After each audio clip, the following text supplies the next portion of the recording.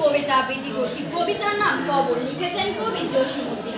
ওইখানে তোর দাদির কবর, ডালিম গাছের তলে ৩০ বছর ভিজায় রেখেছি দুই নয়নের জলে।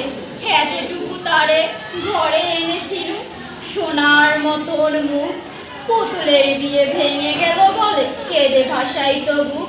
এখানে ওখানে ঘুরিয়া ফিরিতে ভেবে হইতাম সারা সারা বাড়ি ভরে এত সোনা মোর চড়ায় দিল কারা। সোনালি উষার সোনা মুখ তার আমার নয়নে ভরি, লাঙল লইয়া খেতে চলিতাম গায়ের ওপর দড়ি। যাইবার কালে ফিরে ফিরে তারে দেখে লইতাম কত, সে কথা লইয়া ভাবি সাপ মোরে তামাশা করিত শত। এমন করিয়া জানি না কখন জীবনের সাথে মিশে ছোটখাটো তার হাসি ব্যথার মাঝে হারা হয়ে গেল দিশে। বাপের বাড়িতে যাইবার কালে কহিত ধরিয়া পা, আমারে দেখিতে যাইও কিন্তু উজান তলির গা। শাপলার হাটে তরমুজ বেচি ৬ পয়সার করি দে, পুতির মালা একখানা ছড়া নিতে কখনো হইতো না দে। আসসালাম।